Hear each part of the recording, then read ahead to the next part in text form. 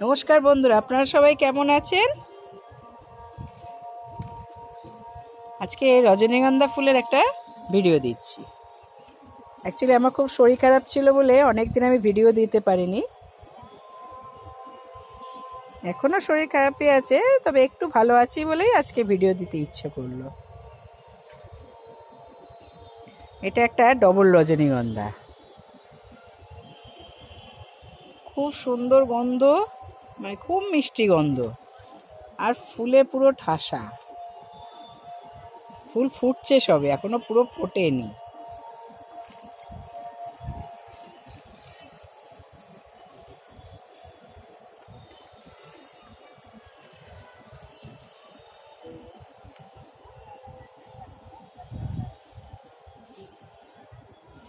আমার কাছে আরও 3-4 রকমের আছে, সিঙ্গেল পাপড়ির, পিঙ্ক কালারের, আর এক রকমের ডবল, কিন্তু এইটা হচ্ছে একদম ডবল পেটালের। ডবল পেটাল শুধু না, পুরো থোকাই। এই ফুলটা পুরো ফুটলে অনেক বড় হবে। এটা আমি রিপোর্ট করেছিলাম জানুয়ারি ফেব্রুয়ারি মাসে। তখন আমি সামান্য বালি, ভার্মি আর মাটিতে বসিয়েছিলাম।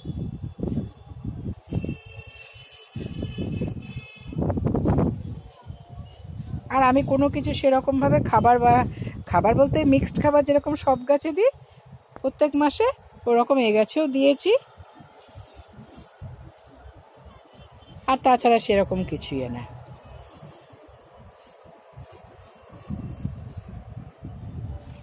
হ্যাঁ, যেটা আমরা বাজার থেকে কিনি একটা থোকার মতন দেয়, অনেকগুলো মানে গাছের ইয়ে থাকে, বাল্ব থাকে একটা গোড়ার মধ্যে। ওই ছোট বাল্বগুলোকে কেটে কেটে অন্য পটে রিপোর্ট করতে হয়, আর মাঝের বাল্বটাকে সিঙ্গেল একটা রিপোর্ট করতে হয়।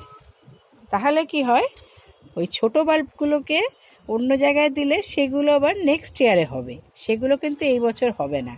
আমরা যে ভুলটা করি, আমরা এনেই পুরোটা বসিয়ে দিই, কিন্তু পুরোটা বসালে হবে না, কারণ পুরোটাতে গাছ হবে কিন্তু ফুলের স্টিক বেরোবে না। ফুলের স্টিক বেরোতে গেলে ওই মেন যে বড় মাদার যেটা রয়েছে সেটা থেকেই ফুল হয়, সেটা আমাদেরকে আলাদা করে বসাতে হবে। তাহলে কি হবে,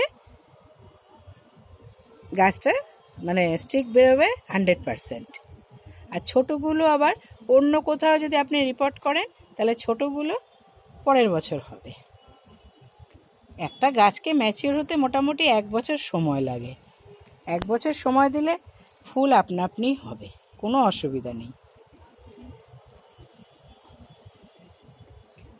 এর আগে এই গাছেও হয়েছিল।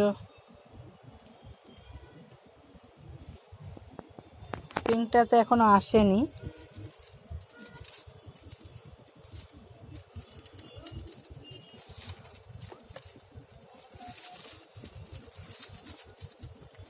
সাইকাসটা চেপে গেছে।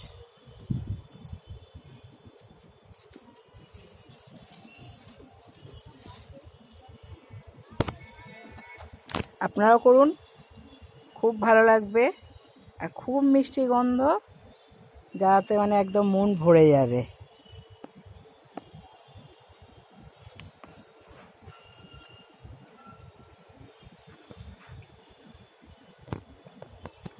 আপনারা সবুজের সাথে থাকুন, সুস্থ থাকুন, ভালো থাকুন।